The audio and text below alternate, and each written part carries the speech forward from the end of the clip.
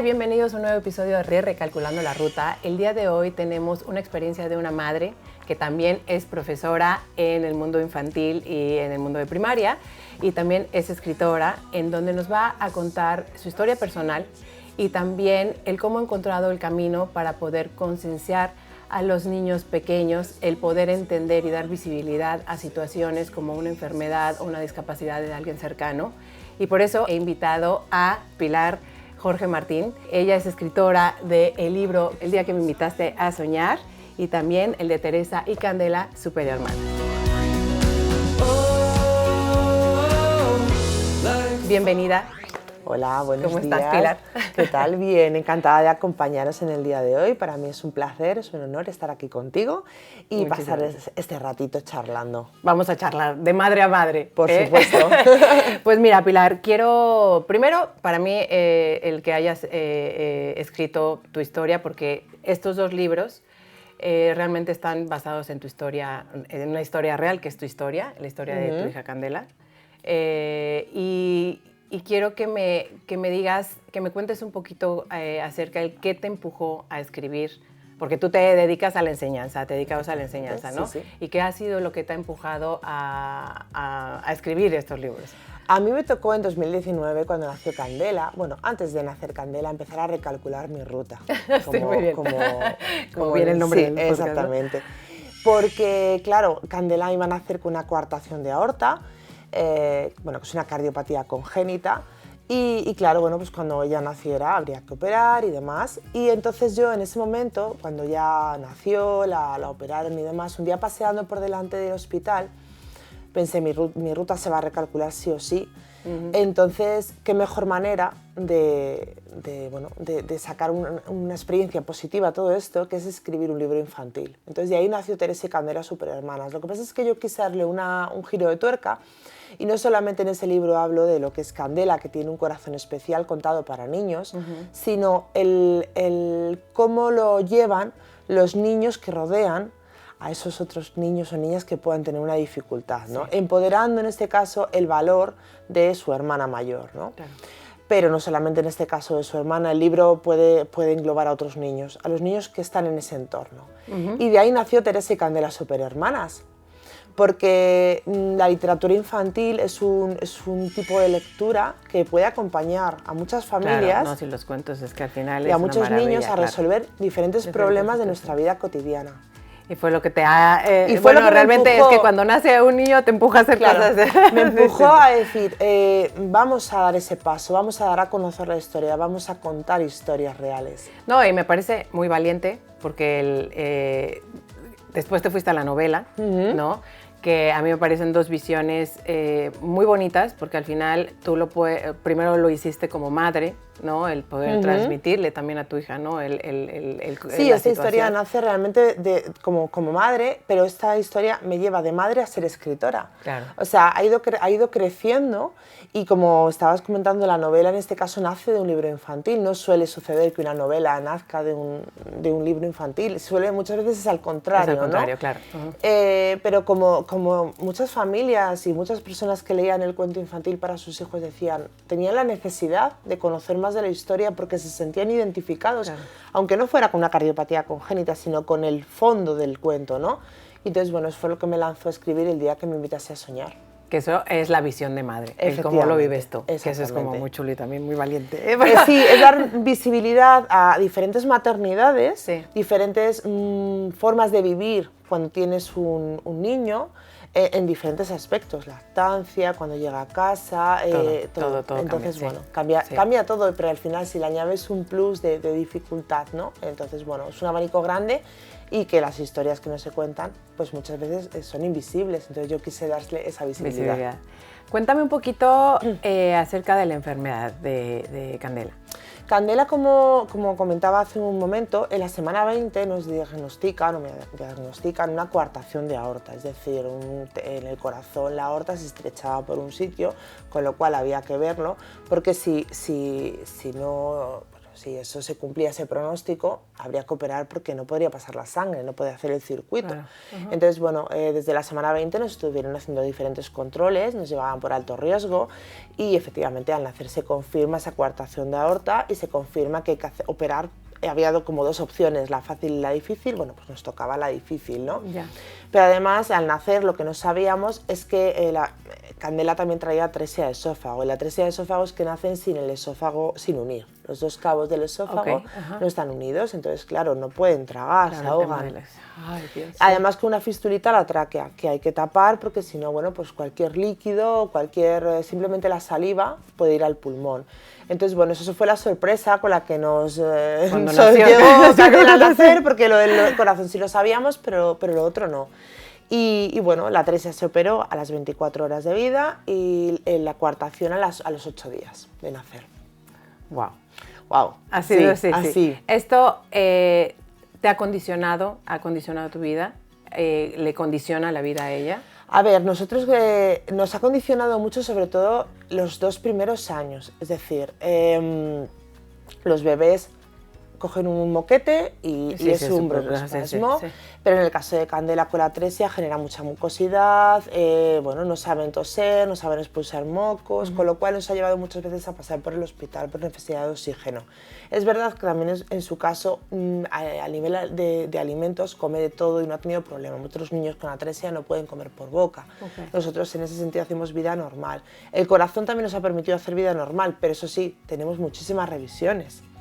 Porque claro, el corazón es el órgano más importante del cuerpo. Sí, si no existe, sin él no funcionaría nada. Entonces nos hacen pues muchas revisiones por ver que Candela va creciendo, a la vez que ella crece, sus órganos, su esófago en este caso, o su corazón, sigue creciendo al mismo nivel. Entonces, claro, eso es algo que va a tener de por vida. Claro.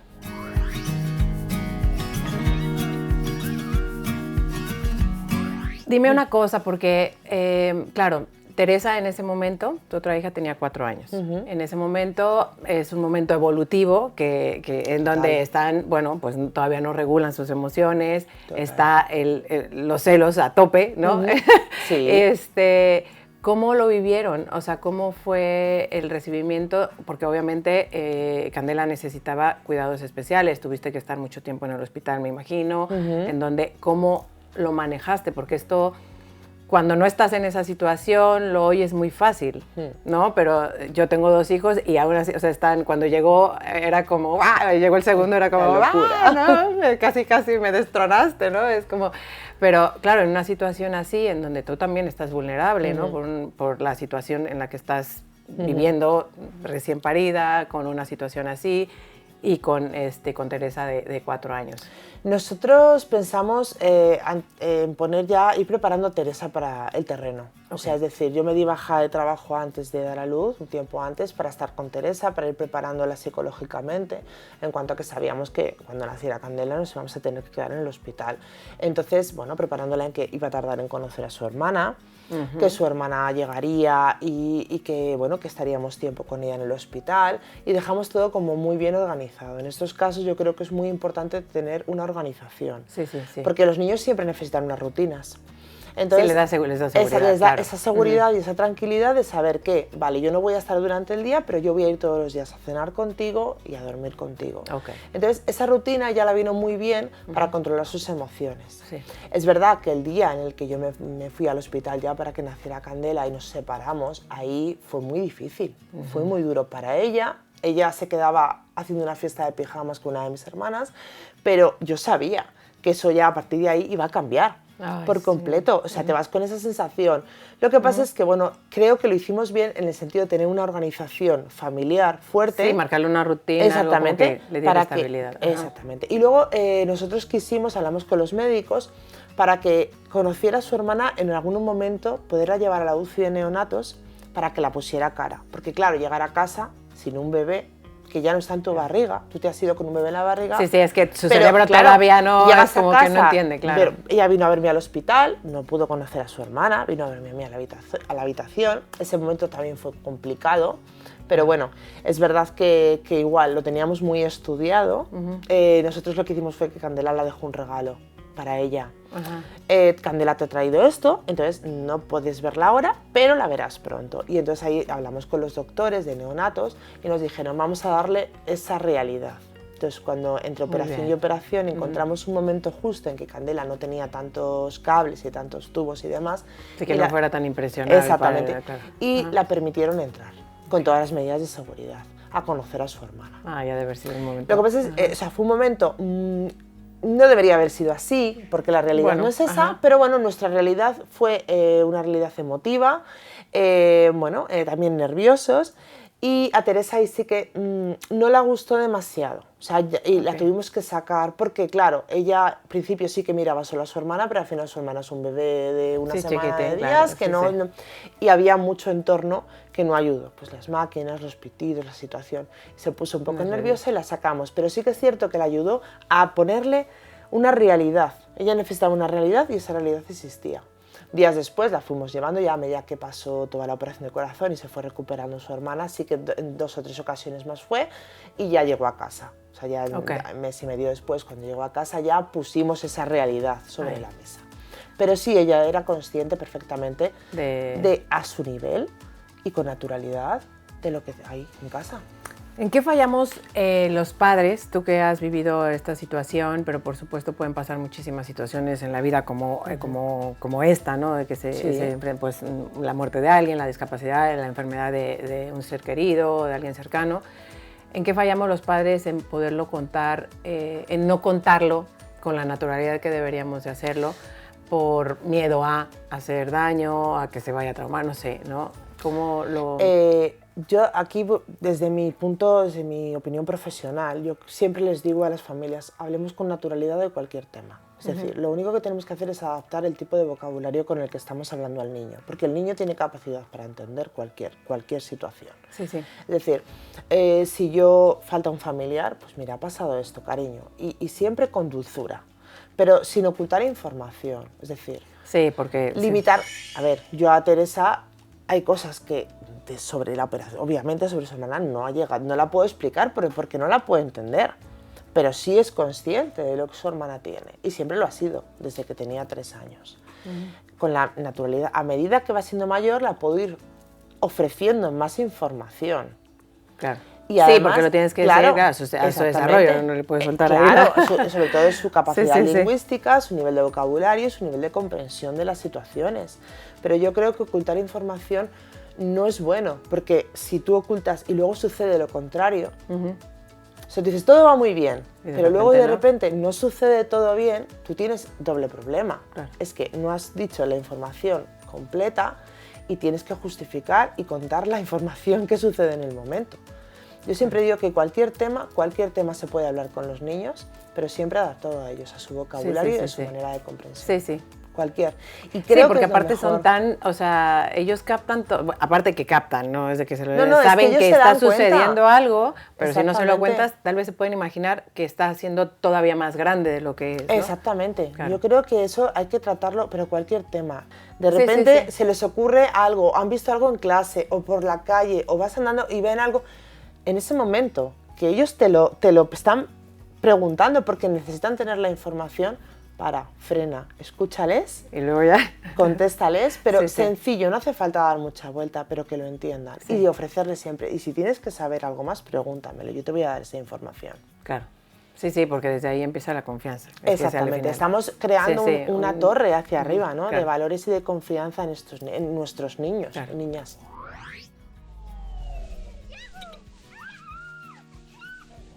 Cuéntame qué ha sido lo más difícil de contar tu historia.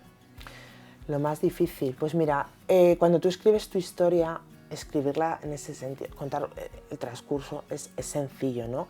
Para mí lo más difícil es poner palabras a todos mis sentimientos y emociones para que todo el mundo que las lea sea capaz de entenderlo.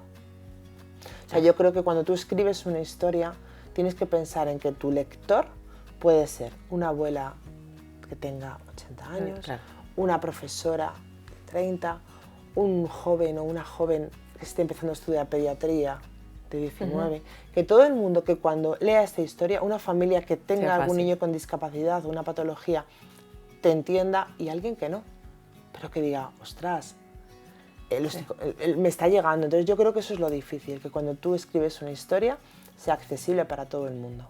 Claro.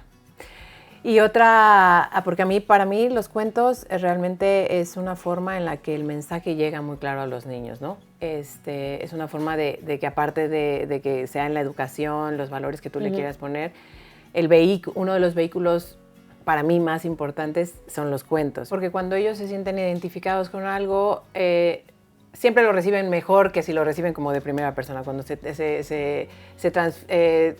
como que se proyectan en una tercera persona, les llega mejor el mensaje. ¿Qué es lo difícil de conectar con los niños o de escribir un cuento? ¿Qué tiene que tener más bien una historia para que enganche a un niño? Lo primero que tiene que tener es un vocabulario que el niño entienda. O sea, eso es fundamental. Cuando tú tienes un cuento en las manos, y yo, bueno, tanto en mi ámbito profesional he leído muchos cuentos y en casa tengo muchísimos porque me apasiona la literatura infantil, creo que el cuento tiene que ser accesible en vocabulario, lo tienen que entender. Eso no quiere decir que escribamos cuentos por debajo del nivel lingüístico de los niños, es decir, puede siempre haber alguna palabra, alguna expresión que ellos tengan ¿y qué es esto? Y tener que explicarlo. Pero yo creo que tiene que ser algo que ellos entiendan. Y luego, una cosa muy importante, y es que cuando los mayores nos sentamos a contar cuentos con ellos, disfrutemos de esa lectura y sepamos contar cuentos. O sea, no es lo mismo leer un cuento que contar un cuento. No tiene nada que ver. No llega igual. No llega igual. Entonces, y cuando llegan estos cuentos que están cargados de valores que a mí me encantan, porque es donde sacamos el mayor de los aprendizajes, parar, reflexionar, preguntarles, oye, ¿tú has visto? ¿Qué sientes? ¿Qué ha pasado? ¿Conoces a alguien? ¿Quieres saber algo más? Dialogar y reflexionar sobre estos cuentos, porque ellos son la clave. Además, apoyarnos mucho en las imágenes. Las imágenes de los cuentos nos dan mucha información y muchas veces ellos, cuando leen cuentos, si ya los leen ellos o se los cuentan a sí mismos, se van parando. Tú leen 3 frases y miran los dibujos, pero si somos nosotros los que estamos leyendo, siempre enfocar también a la imagen. Porque es muy visual y ellos perciben, ellos aprenden las inteligencias múltiples, de hecho son esto, ¿no? Aprender, porque hay niños que aprenden más a nivel visual, otros por emociones, o sea, hay diferente, entonces basarnos mucho en eso.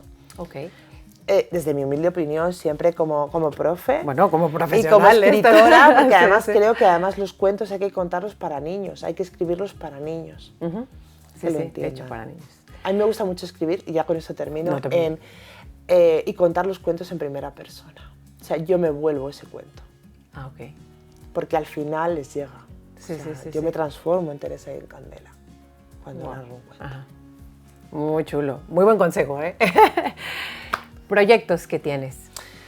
Como te he dicho hace un momento, a mí me apasiona la literatura infantil y tengo escritos un par de textos. Uno es la segunda parte de Teresa y Candela, porque sí que este libro se queda abierto a contar aventuras nuevas. Creo que son aventuras llenas. Hombre, vas a tener la primera, la segunda y la tercera parte. De valores, muchos niños les gusta, ¿no? Eso de superpoderes. Tú tienes superpoderes de los de verdad, de los reales, de los que tienes en tus manos, ¿no?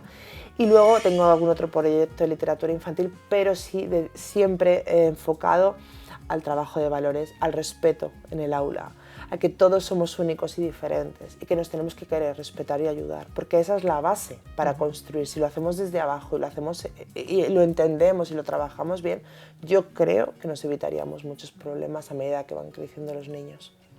Pues sí. Pues muchísimas gracias, Pilar. Ha sido para mí un placer tenerte aquí y el que nos hayas abierto tu corazón y tu experiencia, porque es una experiencia personal que ya la estabas contando, pero cuando la cuentas también a veces te sigue tocando el corazón.